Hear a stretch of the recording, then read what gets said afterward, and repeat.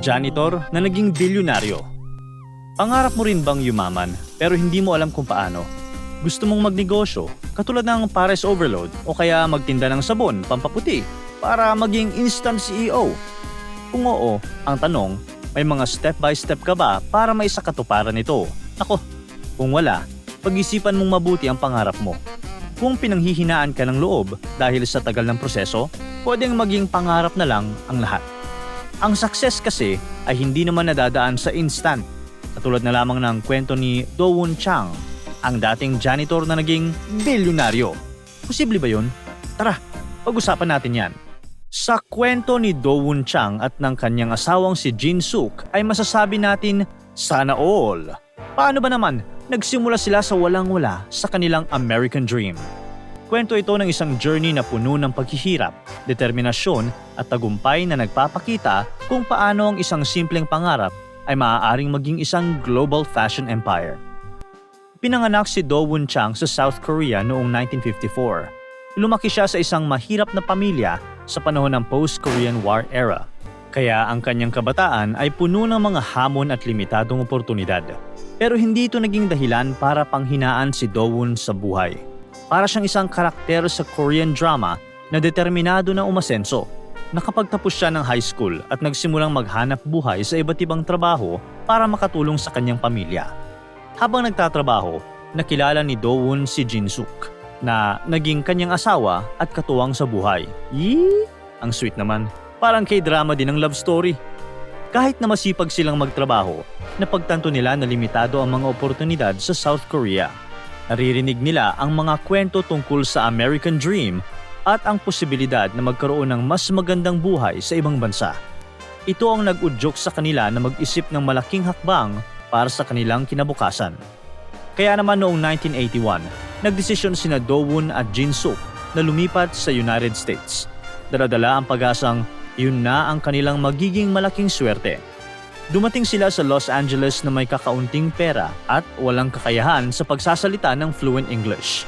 Pero desidido sila sa kanilang pangarap, ang magkaroon ng mas magandang buhay at makahanap ng mga oportunidad na wala sa kanilang bansang pinagmulan. Alam nila na hindi magiging madali ang buhay sa Amerika, pero handa silang harapin ang mga pagsubok na kanilang pagdadaanan sa mga susunod na taon. Hindi nga sila nagkamali. Matindi talaga ang naging hamon sa Amerika. Kinailangang trumiple kayod si Do-Woon. Naging janitor siya sa umaga, gasoline boy sa hapon at coffee shop employee naman sa gabi. Lahat yun ginagawa niya sa loob ng 19 na oras araw-araw. May konting panahon na lang siya para matulog at magpahinga. Isipin mo yun, ang kanyang American Dream ay nauwi sa pagiging tagalinis ng sahig, tagakarga ng gasolina at tagatimpla ng kape sa napakahabang araw. Si Jin Suk naman ay namasukan bilang hairdresser. Pareho silang naging abala sa kani-kanilang mga trabaho para makapag-ipon.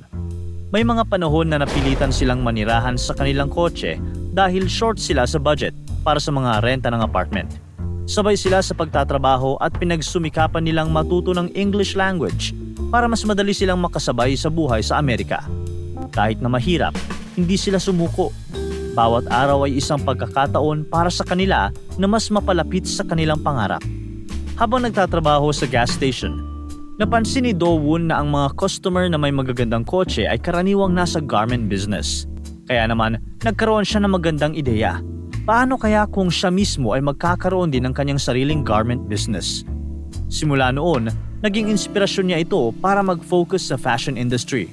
Nakita niya ang potensyal na kumita sa pamamagitan ng pagbebenta ng trendy na damit sa abot kayang presyo.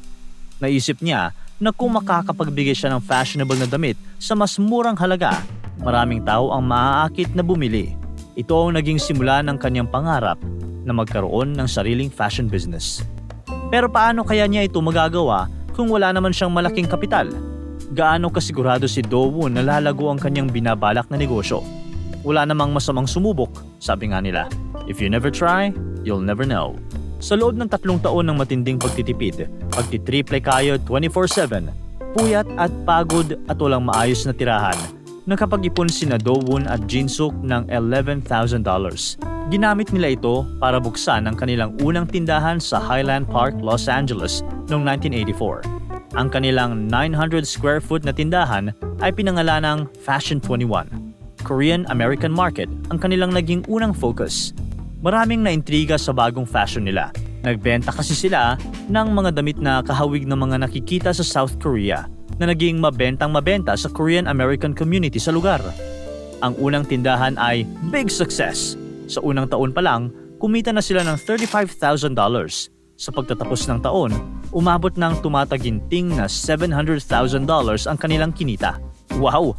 Mula sa pagiging janitor, nagkaroon ng $11,000 na puhunan hanggang sa kumita ng $700,000. Ang galing! Kaya naman, dahil sa kanilang tagumpay, nakapagbukas sila ng bagong branch kada 6 na buwan. Ang mabilis na pag-expand na ito ay mas nagpalakas ng potensyal ng kanilang negosyo. Sa paglipas ng panahon, napagdesisyonan nilang palitan ang pangalan ng kanilang negosyo mula Fashion 21 ng Forever 21. Ang bagong pangalan ay naging simbolo ng kanilang target market, ang mga kabataan na gustong manatiling trendy at fashionable. Nag-focus sila ngayon sa pagbebenta ng trendy na damit sa mababang presyo. Mabilis silang nakakapag-produce ng mga bagong design para sumabay sa mga latest trends. Nag-alok sila ng iba't ibang style para sa iba't ibang taste ng kanilang market.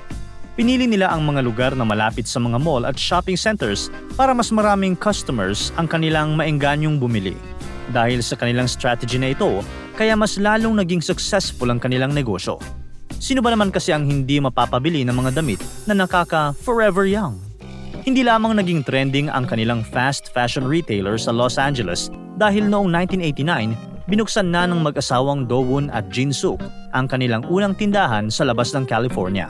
Mula roon, patuloy ang kanilang pag-expand sa mas marami pang lugar. Noong 1990s, nagsimula na silang mag-expand sa iba't ibang states sa Amerika. Kaya naman mas naging matunog na ang kanilang pangalan worldwide. Noong 2000s, nagsimula ang kanilang international expansion. Una sa Canada at pagkatapos sa iba't ibang bansa sa buong mundo katulad ng Japan, South Korea at iba't ibang bansa sa Europe at Asia. Sa loob ng 10 taon, mula 2005 hanggang 2015, ang kanilang international stores ay tumaas mula 7 hanggang 262. Noong 2016, mayroon na silang 31 na tindahan sa Brazil. Ang kanilang global expansion ay nagpatuloy hanggang sa noong 2017, binuksan nila ang kanilang ika-21st na tindahan sa India. Sa kasagsagan ng kanilang expansion, umabot sa mahigit 800 ang bilang ng kanilang mga tindahan sa mahigit 40 bansa sa buong mundo. Kaya naman, mula sa pagiging janitor at hairdresser, sina Do-won at Jin Suk ay naging certified multi-billionaires. Posible pala yun, no? Ang matinding pagsisikap at dedikasyon ng mag-asawa ay nagbunga ng sobrang laking tagumpay. Noong 2011, kinilala si Do-won bilang isa sa America's Richest Self-Made Entrepreneurs ng Forbes magazine. Noong 2015, umabot sa $4.4 billion ang taunang kita ng Forever 21 at ang combined net worth nina Do-won at Jin Suk ay umabot sa $5.9 billion. Ito ay isang patunay na ang American Dream ay posibleng maabot sa pamamagitan ng sipag at tiyaga. Pero syempre, kahit na malaki ang naging tagumpay ng Forever 21, hindi ito naging exempted sa mga challenges. Sa paglipas ng panahon, mas dumami ang mga competitors sa fast fashion industry, kaya mas naging mas conscious ang mga consumer sa sustainability at ethical fashion. Dahil sa paglago ng online shopping, naging hamon ito sa mga physical establishments, kaya dumating din ang mag-asawang Do-won at Jin Suk sa puntong kinatatakutan nila ang malugi.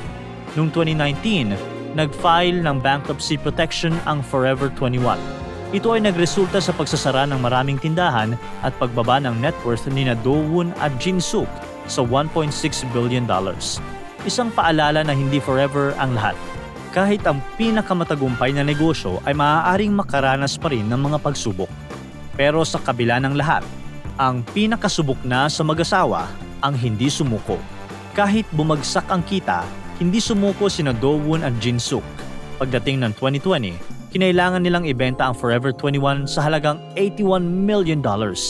Napakahirap nito para sa kanila, lalo na't ito ang negosyo na pinaghirapan nilang buuin mula sa simula. Pero imbis na sumuko, tinanggap nila ang pagbabago. Noong 2022, nagkaroon ito ng bagong CEO, si Winnie Park, na naglayong ibalik ang identity ng Forever 21 sa LA, kung saan nagsimula ang lahat. Binawasan ang bilang ng mga tindahan mula 815 hanggang 450. Pero dahil sa mga bagong plano at pagbabalik sa core values, nagbukas din ulit ito ng 100 new stores. Sa ngayon, may 572 silang tindahan at plano pang magdagdag sa mga susunod na taon. Para makaengganyo ng mga bagong customer, gumamit sila ng local influencers at nagkaroon ng collaborations tulad ng sa Fubu, Hello Kitty at Barbie. Mga strategies na talagang naka-attract ng mas batang customers. Sa kabila ng mga pagsubok, hindi pa rin tinatalikuran ng mag-asawa ang kanilang pangarap. Pinapatatag pa rin nina Do-woon at Jin-suk ang kanilang legacy. Ang kwento nina Do-woon at Jin-suk Chang ay nagbibigay ng maraming aral sa marami. Ang kanilang journey ay nagpapakita na walang shortcut sa tagumpay. Kailangan ng matinding pagsisikap at dedikasyon. Nakita nila ang oportunidad sa fast fashion at ginamit nila ito para bumuo ng isang global brand. Ang kanilang kakayahang mag-adapt sa pagbabago ng market ay naging susi sa kanilang success. Kahit na nakaranas sila ng mga pagsubok, hindi sila sumuko. Patuloy silang naghahanap ng mga paraan para maka-recover at mag-innovate. Meron nga diyang magic word, diskarte. Ang kwento ng Forever 21 ay nagpapakita rin ng kahalagahan ng pamilya at teamwork. Sina Do-woon at Jin-suk ay nagtrabaho ng magkasama mula simula hanggang sa kasagsagan ng kanilang tagumpay, maging sa mga dagok sa kanilang buhay. Ang kanilang dalawang anak ay naging bahagi rin ng negosyo na nagpapakita ng pagiging family-oriented ng kumpanya. Sa kabila ng lahat ng tagumpay, nanatiling humble sina Do-woon at Jin-suk. Lagi nilang binabanggit na ang kanilang tagumpay ay resulta ng kanilang pananampalataya at matinding pagsisikap. Ang kanilang kwento ay nagsisilbing inspirasyon sa maraming immigrant at aspiring entrepreneur na may pangarap na magtagumpay sa Amerika. Kaya ikaw, ano sa tingin mo? Handa ka bang sumubok at magtayo ng sarili mong negosyo kahit magsimula lang sa simpleng parisan o pagtitinda ng sabon? Hindi kailangang madaliin. Hinay-hinay lang at pag-isipan ng mabuti ang mga bawat hakbang mo. Kapag handa ka na at buo na ang tiwala mo sa sarili, sigurado ako, wala nang makakapigil sa pag-angat mo. Para tuloy-tuloy ang saya at kwentuhan, huwag kalimutan mag-subscribe sa Bubbly YouTube channel at pindutin ang notification bell.